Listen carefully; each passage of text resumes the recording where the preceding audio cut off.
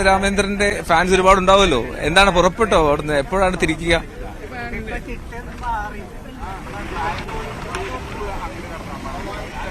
ഏതോ തീർച്ചയായും ഫാൻസ് ഒരുപാട് പേരിങ്ങനെ തെച്ചിക്കോട്ട് കാവ് രാമചന്ദ്രനെ കാണുന്നതിന് വേണ്ടി നെയ്തലക്കാവ് ക്ഷേത്രത്തിന് മുമ്പിലേക്ക് എത്തുകയും ചെയ്തിട്ടുണ്ട്. ഒപ്പം തന്നെ അദ്ദേഹം അവിടുന്ന് പുറപ്പെട്ടിട്ടുണ്ട് എന്നാണ് നമുക്ക് മനസ്സിലാക്കാൻ സാധിക്കുന്നത്. ഒരു 10 മിനിറ്റിനകം തന്നെ ഇവിടേക്ക് എത്തുമെന്നാണ് മനസ്സിലാക്കുന്നത്. എന്തായാലും അതിന്റെ വിശേഷങ്ങളിലേക്കൊക്കെ തന്നെ നമുക്ക് വരേണ്ടതായിട്ടുണ്ട്. എന്തായാലും കഴിഞ്ഞ വർഷമാണ് ആദ്യമായി നെയ്തലക്കാവമ്മയുടെ തിടമ്പറ്റി തെച്ചിക്കോട്ട് രാമചന്ദ്രൻ ഇവിടുന്ന് 8ാമത്തെ, അതായത് ഈ കടകപൂരങ്ങളുടെ ഭാഗമാവുകയും ചെയ്യുന്നത്. ഇത്തവണയും നെയ്തലക്കാവ് ക്ഷേത്രത്തിൽ നിന്ന് അമ്മയുടെ തിടമ്പേറ്റിക്കൊണ്ട് തെച്ചിക്കോട്ടുകാവ് രാമചന്ദ്രൻ ഇവിടേക്ക് പുറപ്പെടുമെന്നുള്ളത് തന്നെയാണ്. നമുക്ക് ഒട്ടനവധി ഫാൻസ് ഉണ്ട്. എങ്ങനെയാ തെച്ചിക്കോട്ടുകാവ് രാമചന്ദ്രൻ കാണാൻ വന്നതാണോ? എങ്ങനെയുണ്ട്? വന്നിട്ടുള്ളൂ. ഇവിടെ തന്നെയാണോ വെയിറ്റിംഗിലാണോ? എന്തായാലും ഓരോരുത്തരും ഇങ്ങനെ വെയിറ്റ് ചെയ്ത് ഇങ്ങനെ കാത്തു നിൽക്കാണ്. എങ്ങനെയുണ്ട് പൂരമൊക്കെ? ഉഷാറ്. ഇപ്പം 2ാമത്തെ വർഷമാണല്ലേ തെച്ചിക്കോട്ട് തിടമ്പേറ്റ? ഒരു ദിവസം വരുന്നത്. അപ്പൊ അതെങ്ങനെ തോന്നുന്നു? സന്തോഷം. എല്ലാ കൊല്ലം വരാറുണ്ട്. ഇവിടെ തന്നെയാണോ? തൃശ്ശൂർ തന്നെയാണോ? പേരാമൽ തന്നെ. ഞാനിവിടെ നിന്ന് ലോറിയിൽ പുറപ്പെട്ടിട്ടുണ്ട്.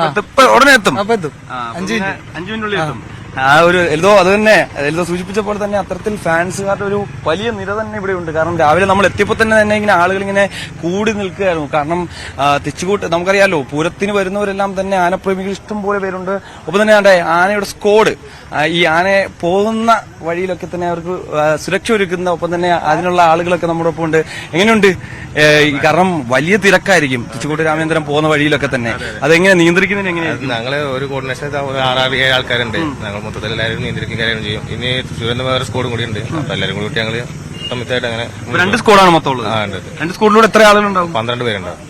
അപ്പൊ സാധാരണ ഒരു ആനയെ കൊണ്ടുപോകുന്നതിനെ കട്ടി വലിയ തിരക്കും കാര്യങ്ങളാണ്. എന്താ വെച്ചാൽ താരാമംഗല വരുന്നത് വലിയ ആനല്ലേ, അതിന്റെ ഒരു തിരക്കും കാര്യങ്ങളും ഉണ്ട്. അപ്പൊ ഈ അങ്ങനെ ആളുകളൊക്കെ ഇങ്ങനെ തടിച്ചുകൂടി ഇങ്ങനെ ആനയുടെ അടുത്തേക്ക് ആകാംക്ഷയോടെ കാത്തിരിക്കല്ലേ, അതിന്റേതായ ഒരു ഇതുണ്ട്.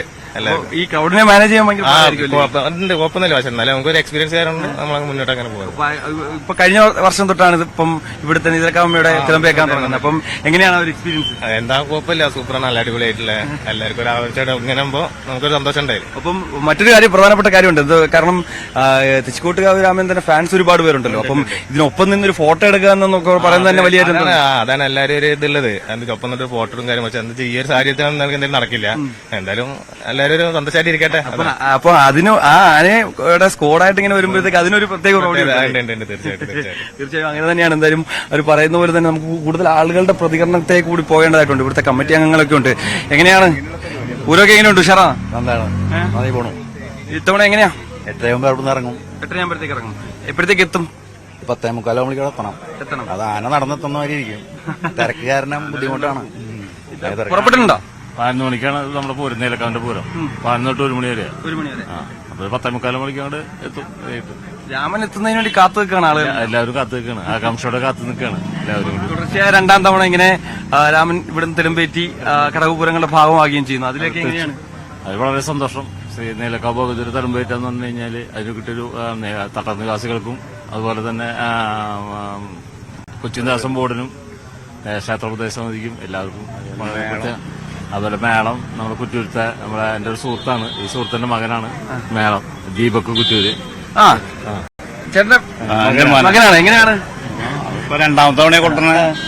അപ്പൊ അതിന് നമുക്ക് കമ്മിറ്റിക്കാരോടും പ്രത്യേകിച്ച് നാട്ടുകാരോടും എല്ലാവരോടും വളരെ അവൻ ചെറിയൊരു കലാകാരനാണ്. അപ്പൊ അവനെ വളർത്തിക്കൊണ്ടുവരാൻ നോക്കുന്നതിൽ ഇവർക്ക് വലിയ പങ്കുണ്ട്. എങ്ങനെയുണ്ട്? ഞങ്ങളിങ്ങനെ വെയിറ്റിംഗിലാണ്. പോയിട്ട് വരെയാണ്. രാവിലെ തന്നെ കണിമംഗലത്തും പിന്നെ പൂക്കാട്ടിക്കര, കറമുക്ക്, പിന്നെ ലാലൂര്, അയ്യന്തോള്, ചൂരക്കോട്ടുകാവ്, ചെമ്പുക്കാവ്, അങ്ങനെ എല്ലായിടത്തും പോയിട്ട് വരെയാണ്. ഇപ്പോൾ അവസാനത്തെ ഇത് നെയ്തലക്കാവ് എന്നാണ്. ഇത് കഴിഞ്ഞിട്ട് വീണ്ടും വടക്കുന്നാഥനിലെത്തിയിട്ട് അവിടെ 1-2 ചടങ്ങുകളുണ്ട്. അത് കഴിഞ്ഞിട്ട് അപ്പോൾ എല്ലാ സ്ഥലത്തും കൃത്യമായിട്ട് വലിയ സമയനിഷ്ഠ പാലിച്ചുകൊണ്ട് നടക്കുന്നുണ്ട്. ചില സ്ഥലത്ത് മാത്രം ചെറിയ മൈനറായിട്ട് ഡിലേ വന്നിട്ടുണ്ട്. അത് മേക്കപ്പ് ചെയ്ത് പോകാൻ പറ്റും. പൊതുവിൽ വളരെ നമുക്ക് സമയബന്ധിതമായിട്ട് തന്നെ ചടങ്ങുകൾ പൂർത്തീകരിക്കാൻ പറ്റുന്നുണ്ട്. രാമൻ പുറപ്പെട്ടോ? രാമന്റെ കാര്യം ഇവിടുന്നല്ലേ. അതിലൊരു കാരണം ഈ ആളുകളൊക്കെ കൂടി നിൽക്കുന്ന ഇങ്ങനെ രാമൻ തിടമ്പേറ്റി ഇങ്ങനെ പോകുന്നത് കാണുന്നതിന് വേണ്ടിയാണ്. അപ്പൊ എങ്ങനെയാണ് അത് എക്സ്പീരിയൻസ്? ഇല്ല, അത് എല്ലാവർക്കും ഉള്ള പോലെ തന്നെയാണ് എനിക്കും ഉള്ളത്. അതുപോലെ തന്നെ നമ്മൾ ബോർഡിന് അങ്ങനെ എല്ലാം ഒന്നിച്ചല്ലേ കാണും. നമ്മൾ ഒരു പ്രത്യേകത ഇതായിട്ട് കാണാൻ നമുക്ക് സാധിക്കില്ല. പക്ഷെ എന്തായാലും ഇവിടുത്തെ ഒരു ഈ തിടമ്പേറ്റി വരുന്നതിന് അത്രത്തോളം ഒരു വലിയൊരു പ്രാധാന്യം ഉണ്ടാകുന്നത് രാമൻ വരുന്നതുകൊണ്ടാണ്. ഒപ്പം മുൻകാലങ്ങളിലൊക്കെ നമ്മൾ കണ്ടിട്ടുണ്ട് രാമൻ തിടമ്പേറ്റി പൂര വിളംബരം ചെയ്ത് നട തുറന്ന് വാതിൽ തുറന്ന് പുറത്തേക്ക് വരുന്ന കാഴ്ച കാണാൻ വേണ്ടി തന്നെ വലിയ ആരവവും വലിയ ആകാംക്ഷയോടെ ആളുകളെല്ലാം തന്നെ എത്തിച്ചേർന്ന് കാണാറുണ്ട്. പക്ഷേ കഴിഞ്ഞ കുറച്ച് വർഷങ്ങളായി ആ ഒരു കാഴ്ച കാണാൻ പറ്റാത്തതിന്റെ നിരാശ ഈ ആനപ്രേമികളും ഒപ്പം തന്നെ പൂരപ്രേമികളും ഒക്കെ പ്രകടമാക്കുന്നുണ്ട്. അതെന്തുകൊണ്ടായിരിക്കാം അങ്ങനെ ഒരു അല്ല, അത് ഒരു പോളിസി ഡിസിഷൻ അല്ലേ. കാരണം ദേവസ്വം ബോർഡിന്റെ ആന ശിവകുമാറിനെ പോലുള്ള ആന, ശിവകുമാറും ഈക്വലി ഒരു ഏറ്റവും മികച്ച നാട്ടാനകളിലൊന്നാണ്. അത് ഞങ്ങളുടെ ദേവസ്വം ബോർഡിന്റെ ഒരു പ്രൈഡാണ്. അപ്പൊ തീർച്ചയായിട്ടും അതുകൊണ്ടാണ് പൂര വിളംബരം നമ്മൾ ശിവകുമാറിനെ കൊണ്ട് നടത്താമെന്ന് വിചാരിച്ചു. പക്ഷേ പോളിസി ഡിസിഷനാണ്. പക്ഷേ ഇങ്ങനെ ഈ പൂരപ്രേമികളും മറ്റു ആനപ്രേമികളും എല്ലാം പറയുന്ന ഒരു കാര്യം അവർ ചിലപ്പോൾ അവരുടെ ഒരു ഇപ്പൊ തന്നെ ഒരു കാര്യം ആലോചിച്ചാൽ മതി. ഇപ്പൊ ഹൈക്കോടതിയുടെ ഇപ്പോഴത്തെ ഒരു ഓർഡർ വന്നിട്ടുണ്ടല്ലോ, വിവിധ നിയന്ത്രണങ്ങളൊക്കെ ഏർപ്പെടുത്തിയിട്ടുണ്ട്. അത് കുറച്ചൊക്കെ എന്ന് പറഞ്ഞിട്ടുണ്ടെങ്കിൽ ഇത്രയും ക്രൗഡും അതുപോലെ തന്നെ ഇത്രയും ആനകളും അതുപോലെ തന്നെ മറ്റുള്ള കാര്യങ്ങളൊക്കെ നടക്കുന്നതുകൊണ്ട് ഒരു ഡിസിപ്ലിൻഡ് വേ ഓഫ് ഒരു ക്രൗഡ് മാനേജ്മെന്റിന് വേണ്ടിയാണ് അതിനുള്ള നിയന്ത്രണങ്ങൾ ഏർപ്പെടുത്തിയിരിക്കുന്നത്.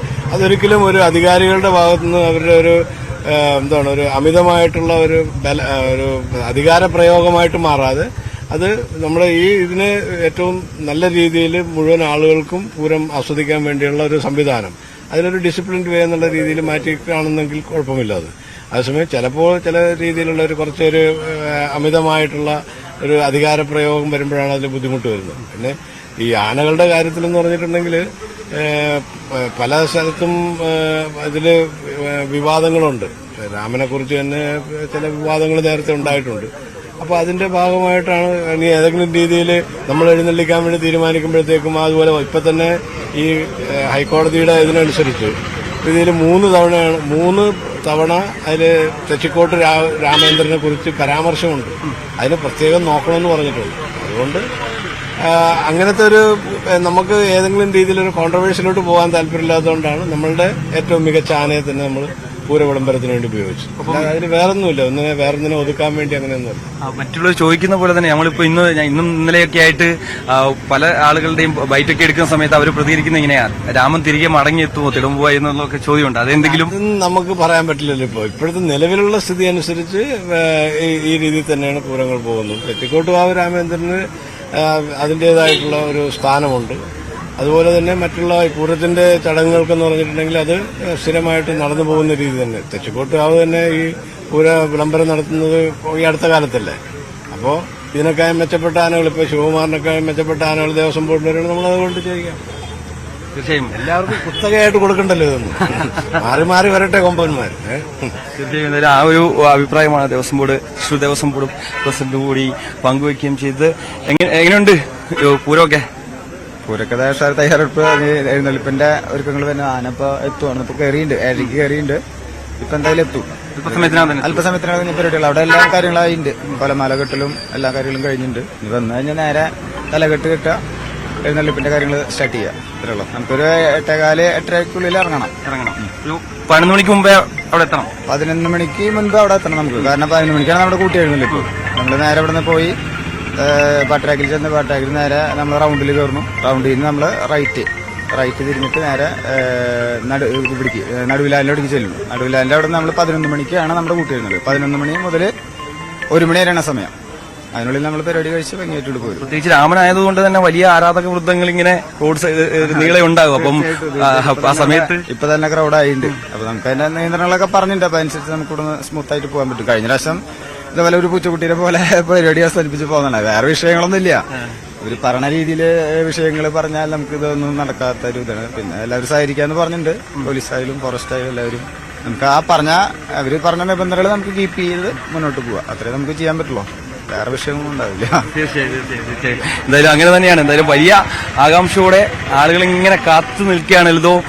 അല്പസമയത്തിനകം തന്നെ രാമൻ ഇവിടേക്ക് എത്തും. തിടമ്പേറ്റുന്ന ചടങ്ങാണ് പിന്നീടുള്ളത്.